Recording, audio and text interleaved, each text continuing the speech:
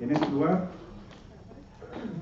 Miércoles, día de clase, día en que la iglesia se reúne para estudiar la palabra de nuestro Dios. Y queremos agradecer también la visita de nuestros visitantes. Esperamos que no sea la primera ni la última vez que estén entre nosotros. Siempre son bienvenidos.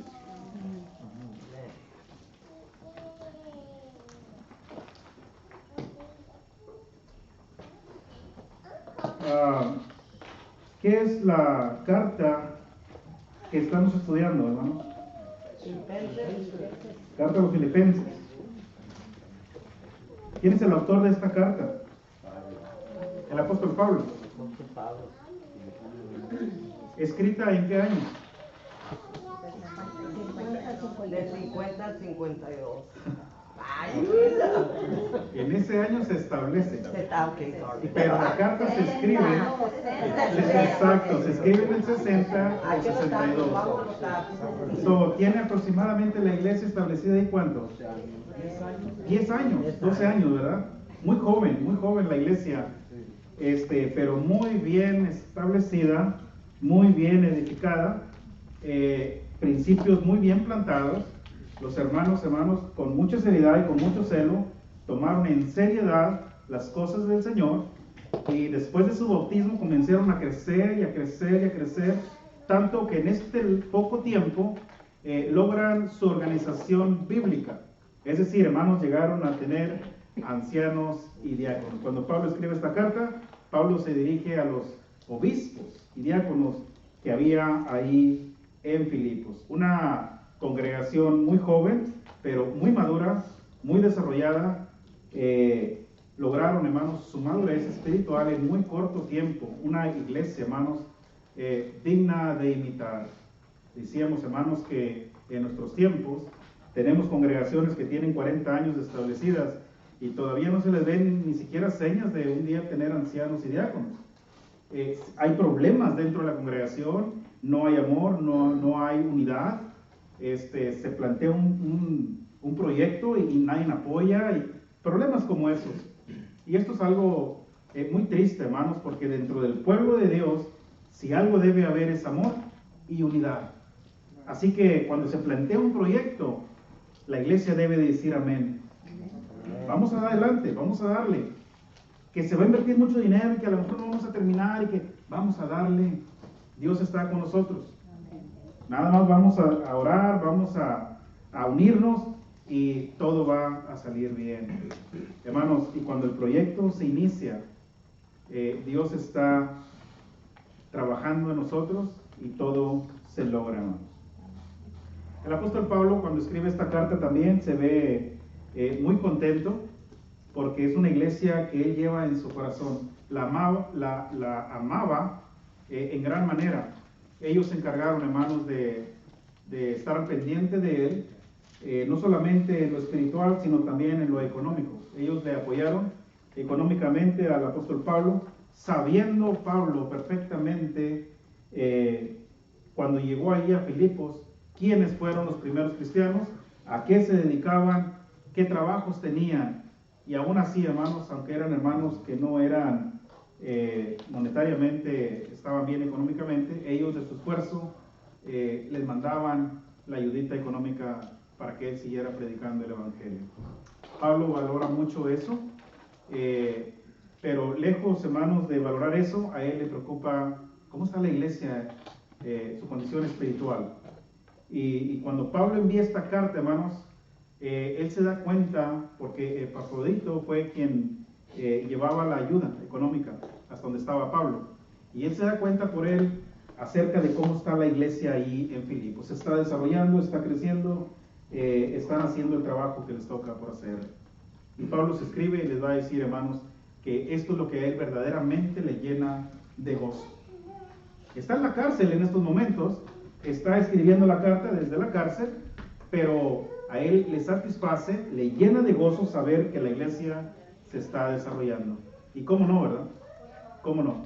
Después de 10 años, cuando se establece ahí con unos cuantos, en este tiempo ya la iglesia está bien desarrollada. La iglesia evangelizó y Y en el verso 27 del capítulo 1, Pablo les dice, hermanos, solamente les encargo que sepan cómo deben de conducirse en este mundo. Cuiden su manera de vivir, cuiden el evangelio, predíquenlo, enséñenlo, no se avergüencen de él. En cuanto tengan la oportunidad, síganlo predicando, síganlo enseñando.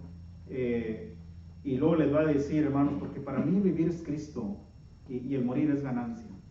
Entonces, Pablo, hermanos, cuando les habla todo esto en el capítulo 1, que ya lo terminamos, solamente estoy dando un breve repaso, le deja más cimentada su fe, porque al ser seguidores de Cristo y al tener a su maestro que les enseñó por primera vez el evangelio y al escuchar decir en esta carta, para mí vivir es Cristo, los hermanos reforzaron más su fe y entonces iniciaron una vida más consagrada, más entregada al servicio de Dios, entendiendo que ahora para el cristiano y hasta el día de hoy, hermanos, hasta el día de hoy, para todos nosotros el vivir debe ser Cristo.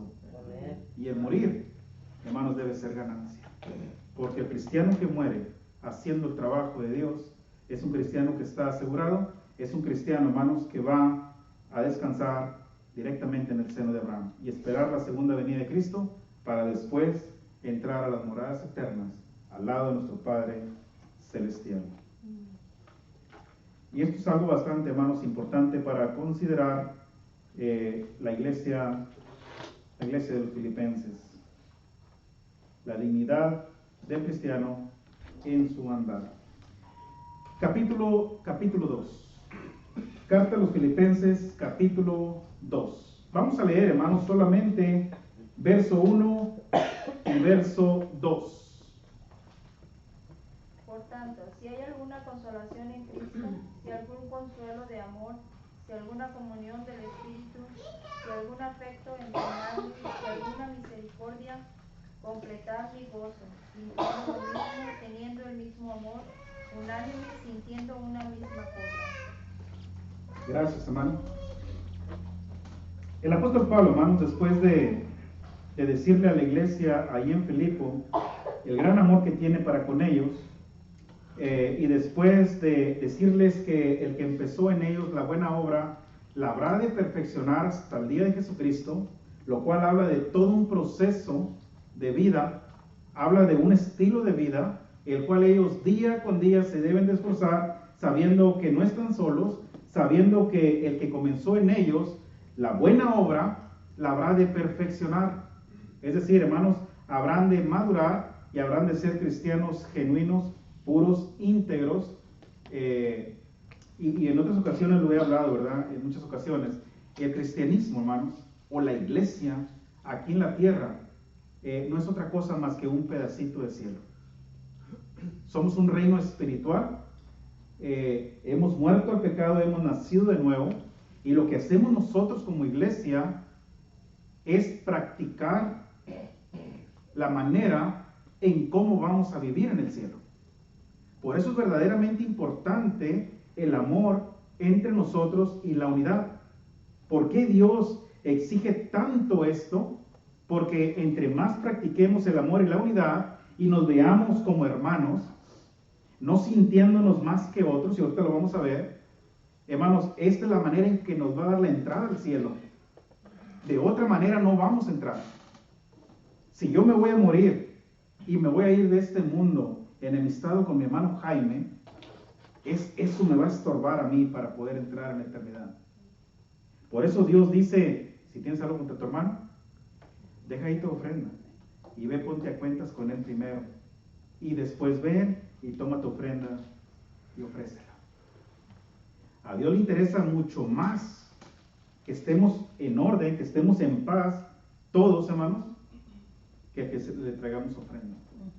Por mucha ofrenda que traigas, si no eres un hermano amoroso que busca la unidad, o más bien si eres un hermano que busca problemas o que hace problemas dentro de la iglesia, esto no te va a impedir, esto te va a impedir poder entrar al cielo. Por eso Pablo, hermanos, se enfoca mucho en ello. La iglesia, hermanos, debe practicar y debe amar la obra la cual Dios ha comenzado en todos y cada uno de nosotros. Y esta obra, hermanos, va a seguir y va a seguir y va a seguir hasta el último día de nuestra vida o hasta el día que Jesucristo venga por segunda vez. Todos los días tenemos trabajo por hacer. Todos los días. Pero cuando comienza el capítulo 2, antes de exhortar a la iglesia, hermanos, a vivir una vida de humildad, y el tema que yo le puse aquí es una vida humilde bajo el ejemplo humilde de Cristo. Así le puse yo, hermanos, como título. Antes, hermanos, de abordar el tema de la humildad, Pablo va a iniciar con una clase de preguntas retóricas. Por tanto, dice Pablo, por tanto, si hay alguna consolación en Cristo. Y la pregunta para ustedes en esta tarde, hermanos, es, ¿hay alguna consolación en Cristo? ¿Qué quiso decir Pablo a los filipenses cuando les dijo si hay alguna consolación en Cristo? Que tenemos confianza en Él, en que a pesar de nuestros problemas que tenemos, vamos a salir adelante. Okay. Con lo mismo que le estaba pasando a él. Okay. Un consuelo, estamos seguros. Vaya conmigo por favor a Lucas capítulo 2. Ahorita vamos a ver si hay consuelo en Cristo o no. Lucas capítulo 2. Y alguien que lea por favor del verso 25 al 33.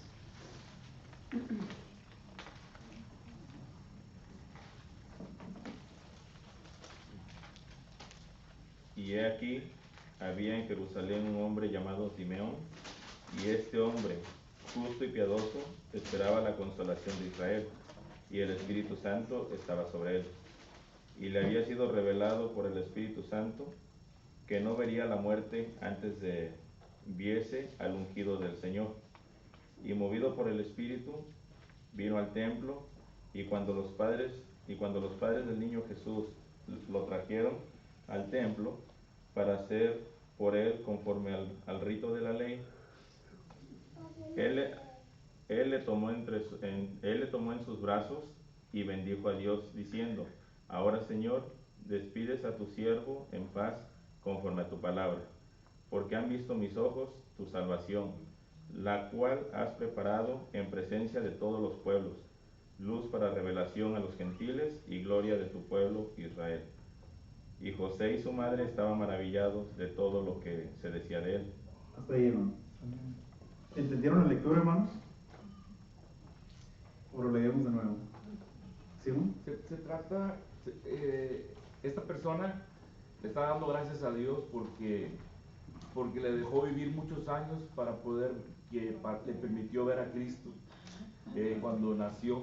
Dice, porque ya sé que me diste la oportunidad de ver la salvación, la luz, La consolación, sí, que venía a este mundo, hermanos. Hablaba de Cristo. uh-huh. Hablaba de Cristo. Entonces ya se está despidiendo, ya Sí. no puedo morir. Es algo bastante interesante, bastante interesante.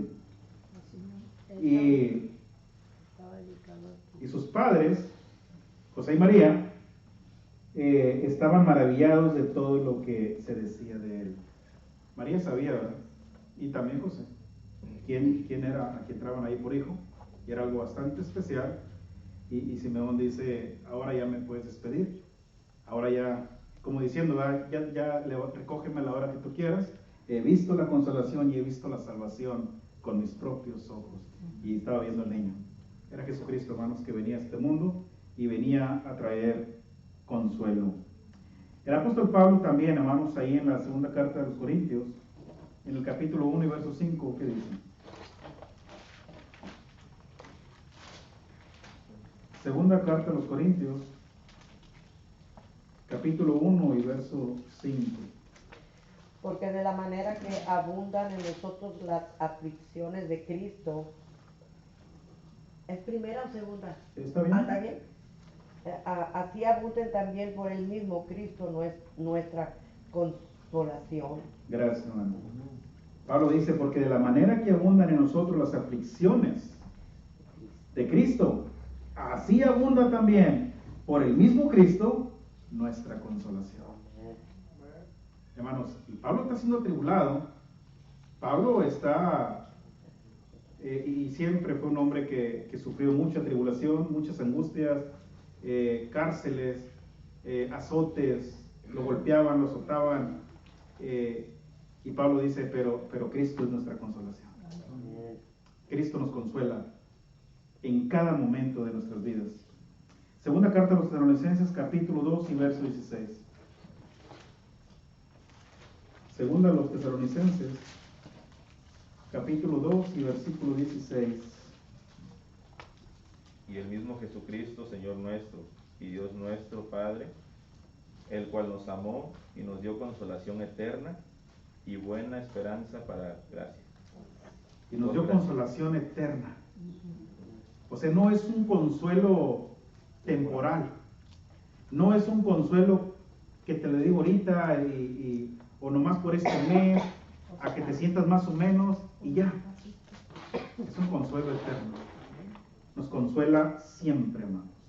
Siempre. Este es nuestro Dios. Pablo dice, Dios nos amó y nos dio consolación eterna. Por supuesto, hermanos, que hay consolación en Cristo. Si algún consuelo de amor, fíjense bien, ahora es consuelo de amor. ¿Tenemos de parte de nuestro Dios un consuelo de amor? Sí. Sí, ¿verdad? Sí. ¿Qué dice Pablo en la segunda carta a los Corintios, capítulo 1, verso 3 al 4? Segunda carta a los Corintios, capítulo 1, versículo 3 al 4. Bendito sea el Dios y Padre de nuestro Señor Jesucristo, Padre de misericordias y Dios de toda consolación, el cual nos consuela en todas nuestras tribulaciones, para que podamos también nosotros consolar a los que están en cualquier tribulación por medio de la consolación con que nosotros somos consolados por Dios. Gracias, hermana.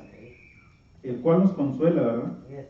En todas nuestras tribulaciones. Y aquí es Pablo quien está escribiendo. Para que podamos también nosotros consolar a los que están en cualquier tribulación, por medio de la consolación con que nosotros somos consolados. ¿Por quién? Por Dios. Por Dios. Esto es bastante importante, hermanos. Bastante importante. Hermano, iba a comentar, porque Él dice que Él estará con nosotros todo el tiempo, Todos los días, todos los días. hasta el fin del mundo. Y mientras nosotros estemos necesitados, otro puede también consolarnos a nosotros por medio De la consolación con la cual Él nos ha dado. Ajá. Cuando alguien fallece, hermanos, tratamos de consolar a la persona que está sufriendo por la pérdida de su ser querido, pero no existen palabras en este mundo que puedan consolar a esta persona. Pero si ponemos en las manos de Dios, Dios sí consuela el corazón de él o de ella. Y Dios, hermanos, la saca adelante y la hace ver diferente el asunto. Él es quien da consuelo eterno. Y sabe, hermanos, si alguien sabe consolar, por medio de su amor es Dios. Y por medio de ese consuelo que Dios nos da, nosotros podemos consolar a otros. Anoche tuvimos el privilegio de hablar un ratito con la hermana Patti, preguntarle cómo estaba su bebé y cosas de esas. Y al final de la llamada se sintió muy contenta, se sintió muy agradecida, les manda muchos saludos, y ella tiene la confianza que la iglesia está orando en favor de ella y su bebé, y le dije, tenlo por cierto que estamos orando. La iglesia completa en Edinburgh está orando. Y tienes una gran familia, hermana, una gran familia espiritual que estamos al pendiente de ti y de tu bebé. Dios, hermanos, escucha las oraciones. La niña ahí está, se está recuperando y pronto habrán de hacerle su cirugía. Y esperemos en Dios que todo salga bien. Pero se sintió muy confortable, se sintió muy animada, nos dio las gracias. Si tienen la oportunidad también ustedes, échenle una ladita. es como nos consolamos. Me acordé ahorita por lo que estamos hablando, unos a los otros. Y este consuelo, hermanos, es por medio de la palabra de nuestro Dios. En la palabra encontramos palabras de vida eterna, palabras de consuelo, palabras de ánimo. Y esto, hermanos, fortalece mucho a la iglesia. Usted y yo, hermanos, nunca debemos de dejar de practicar esto. Por eso Pablo, hermanos, es muy sabio en ello y comienza diciéndole a la iglesia, antes de abordar el tema de la humildad, comienza diciéndoles por tanto, ¿verdad? Si hay algún consuelo de amor. ¿Qué es lo que sigue?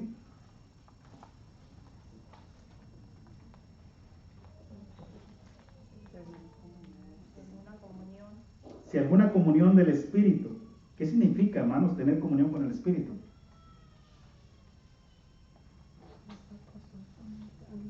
A ver. Y esto, hermanos, es bastante importante porque cada cristiano, cada cristiana, debe saber lo que es tener comunión con el Espíritu Santo de nuestro Dios. Cuando nos enfocamos en la escritura, Por medio de la oración. ¿Ok? ¿Qué más? la lectura, Por medio de la lectura. de la palabra. Por medio de la palabra de nuestro Dios tenemos comunión, ¿verdad? ¿Cómo más?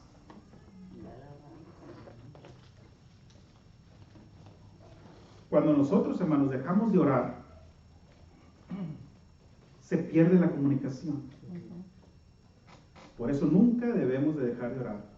La palabra nos exhorta, hermanos, a orar sin cesar.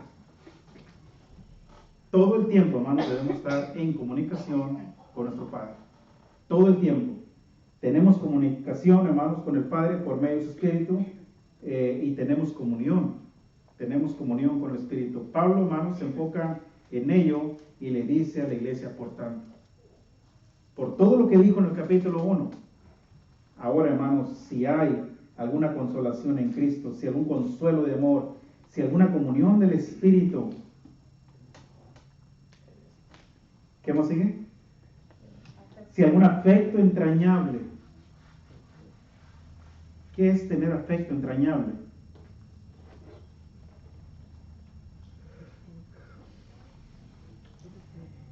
A ver, hermanos.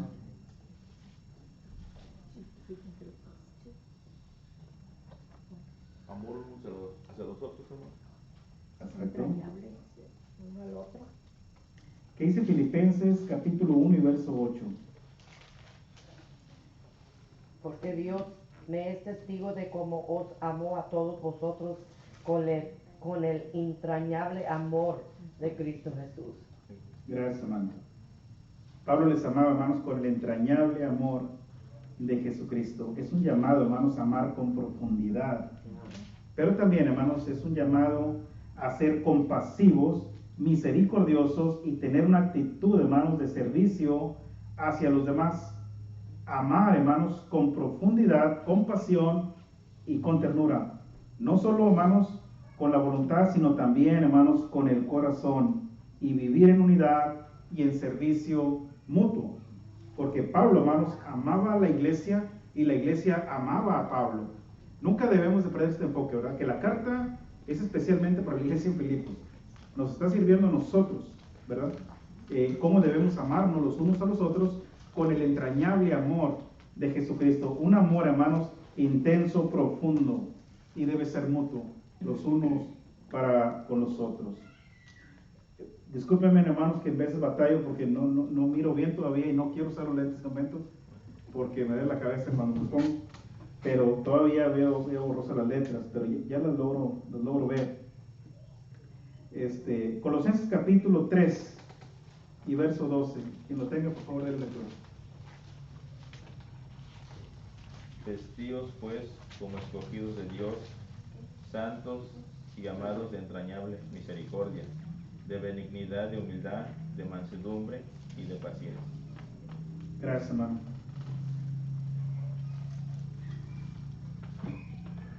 Si algún afecto entrañable, si alguna misericordia, y es la última, ¿verdad? Y estas son preguntas retóricas porque todas tienen respuesta, ¿verdad? Claro que sí lo hay. Claro que hay consolación, claro que hay consuelo, claro que hay comunión con el Espíritu, claro que hay afecto entrañable y claro que hay misericordia. Y debemos ser, hermanos, cristianos misericordiosos. Cristo dijo en Lucas capítulo 16, alguien por favor que lea Lucas capítulo 6 y verso 36.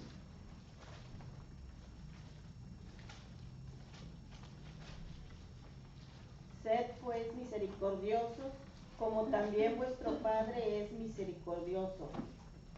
¿Quién escribió eso ahí? Cristo, Cristo. ¿Y cuál es el mandamiento? que seamos misericordiosos. Que seamos misericordiosos. ¿Por qué? Porque Dios es misericordioso.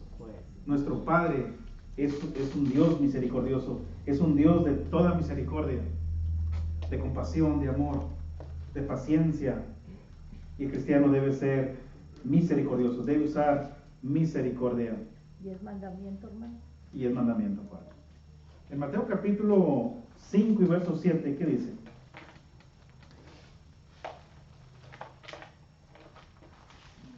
Bienaventurados los misericordiosos, porque ellos alcanzarán misericordia. Fíjense bien, hermanos, hay bienaventuranza para los misericordiosos. Jesucristo nuevamente, ¿verdad? Ahí está en el Sermón del Monte. Y dice, bienaventurados los misericordiosos, porque ellos alcanzarán misericordia. ¿Sabe lo que es misericordia? Dolor de corazón. Esto significa, hermanos, que el cristiano que es misericordioso muestra compasión y perdón hacia los demás. La iglesia en Filipos, hermanos, tenía todo esto, por supuesto, y ya lo estaban practicando, porque pues, son preguntas retóricas, ¿verdad? Y tienen respuesta, y la respuesta es a lo que Pablo está diciendo. Y en favor de todo ello, y en respuesta a ello, Pablo termina diciendo, si hay todo esto, completad mi gozo. Fíjense bien, hermanos, como que Pablo no estaba del todo gozoso hasta que la iglesia comenzara a tener todas estas virtudes. Entonces, cuando la iglesia desarrolla todos y cada uno de lo que acabamos de leer, Pablo dice, completad mi gozo. Entonces sería gozoso completo. Ya no me interesa si estoy libertado, estoy preso, o me van a ejecutar, o me van a dar libertad para seguir predicando. El hecho de que yo sepa que la iglesia se está desarrollando de esta manera, y están usando misericordia, amor, unidad, afecto entrañable entre ustedes, están teniendo comunión con el Espíritu, hermanos, completan mi gozo. Y completan mi gozo sintiendo lo mismo. Porque Pablo sentía todo esto. Era un hombre, hermanos, que tenía comunión con el Espíritu Santo, era un hombre misericordioso, era un hombre, hermanos, que era consolado por el Espíritu Santo de Dios. Entonces dice, sintiendo lo mismo, teniendo el mismo amor, unánimes, sintiendo una misma cosa. Esto es, hermanos, la vida cristiana. Esta es la vida, hermanos, que los filipenses estaban llevando, y Pablo está muy contento de saber todas estas cosas, y les exhorta, hermanos, a seguir sintiendo lo mismo, trabajando igual, amándose, esforzándose, combatiendo unánimes por una misma cosa. Hermano Víctor. Sí, hermano, ahí lo que es Hebreos 13:16, donde dice, ¿verdad? Dice, de hacer el bien y la ayuda mutua. No os olvidéis, ¿verdad? Porque tales ejercicios se agrada a Dios. Ayuda mutua, uno a otro. Hacer el bien. Es en grupo, hermanos, es en unidad, no es uno solo, no es uno solo. Por eso el verso 3 y el verso 4, de una vez, dice Pablo, nada hagáis por contienda o por vanagloria. El trabajo de Dios no es para que nos andemos peleando, no es para que nos andemos discutiendo ahí el asunto, no es por contienda y tampoco es por vanagloria. Y tristemente, hermanos, hay cristianos que cuando trabajan para el Señor lo hacen por vanagloria, para vanagloriarse, para sentirse grandes, para ser halagados. Y esto no debe ser así. Yo conozco a algunos de ellos que les encanta ponerlos en el escalón de mero arriba. Allá colócame, hermano, allá ponme. Presenta todas mis credenciales, todos mis títulos, di lo mejor de mí. Les encanta eso, no sé por qué. Sinceramente no sé por qué. Cuando Pablo nos exhorta, nada hagáis por contienda y mucho menos por vanagloria, antes bien con humildad. Estimando cada uno a los demás como superiores a él mismo. Y qué difícil, ¿verdad? Qué difícil es, hermanos, que un cristiano viva así. Que se sienta humilde, que estime a los demás como superiores a él mismo. Todos queremos estar arriba, ¿verdad? ¿Nadie quiere estar abajo? ¿Qué sabes? ¿Nadie quiere servir? ¿Cómo ven? Y esto es algo, hermanos, algo que yo cada vez que leo las Sagradas Escrituras me doy cuenta de muchas cosas y aprendo y me río porque pues yo me acuerdo, ¿verdad?, de hermanos que les encanta ser vanagloriosos y no quieren estar abajo de los demás, no se quieren sentir superiores a ellos mismos, o más bien mirar a los hermanos como superiores. Hermanos, si yo miraría a ustedes como superiores a mí mismo, porque ustedes son grandes para mí, ustedes son mis padres, por ejemplo, ¿verdad?, hablando en el sentido de respeto. Yo no me merezco estar aquí, porque son personas muy importantes para mí. Siento que debería de estar aquí alguien más, con más elocuencia, con mucho más conocimiento, porque no me siento apto. Y ustedes sintieran lo mismo, hermanos, la iglesia estuviera muy fuerte, muy confirmada, y nunca habría, hermanos, problemas, nunca habría división, no tendría yo nada que presumirle a mi hermano. ¿Quién soy yo para presumirle a mi hermano algo que gracias a Dios lo obtuve o lo que sea? Lejos de mí está el hacer eso, hermano. Sí, hermano. Mateo 11:29, el Señor Jesucristo dice: llevar el yugo sobre vosotros, llevar mi yugo sobre vosotros y aprender de mí, que soy manso y humilde de corazón. Y eso es lo que en veces no. Hermano, y de eso de gloriarse uno, nosotros entendemos, los que ya estamos maduros, que toda la honra y la gloria pertenece a Dios, no a nosotros. Amén, amén. Todo el trabajo, hermano, que hacemos aquí, tanto usted como yo, es única y exclusivamente para la honra y gloria de Dios. Amén. Nada más. Nada más.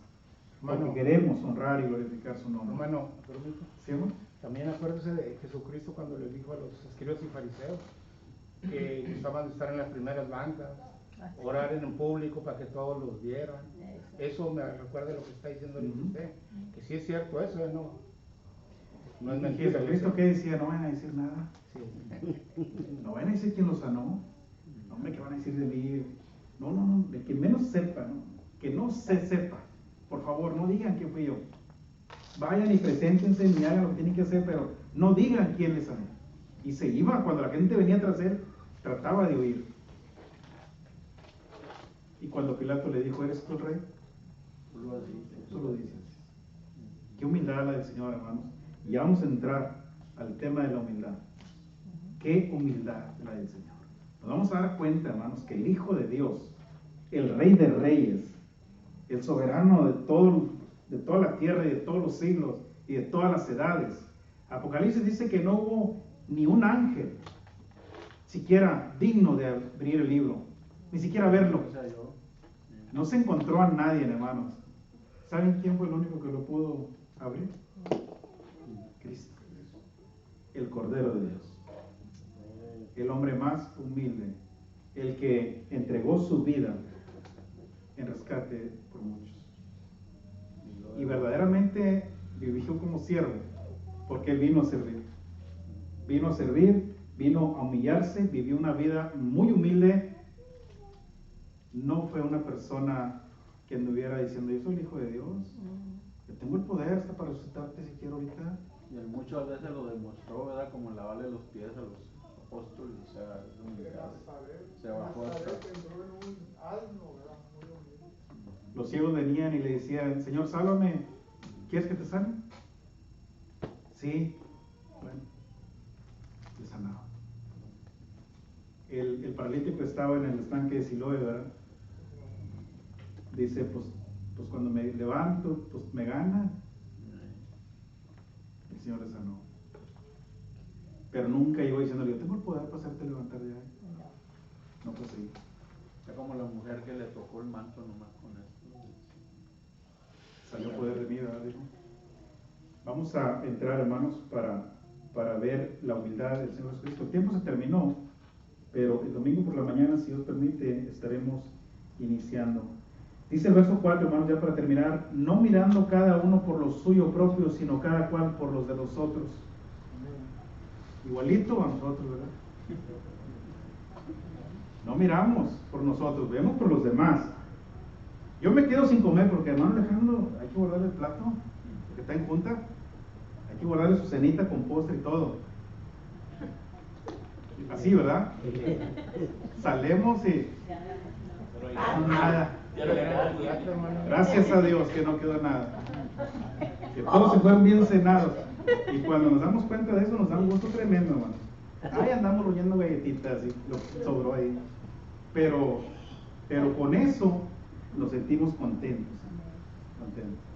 Yo conocí a un hermano que yo creo que no voy a volver a ver, americano, que cuando estábamos en Northside, él no se sentaba hasta que no estaban todos sentados y hasta que no tuvieran todos un plato de comida.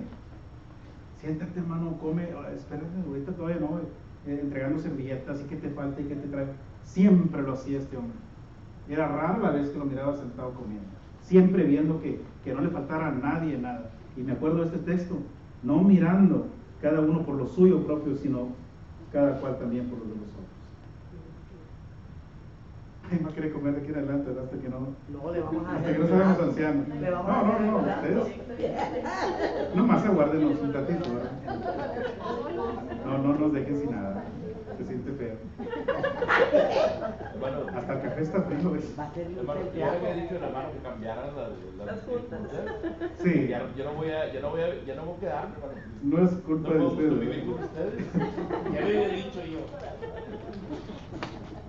Hermanos, cuando la actitud del cristiano es así, y vemos, si yo voy a comerme este plato, yo quiero que mi hermano se lo coma mejor, no igual, mejor. Pero yo tengo un plato bien lleno y el de aquel nomás tiene un taquito ahí. Y yo tengo de todo aquí. No es así. Nos falta cambiar, falta crecer todavía. Bueno, hermanos, es algo para considerar. Dios les bendiga, hermanos. Vamos a cantar un canto. Ya los hermanos están listos.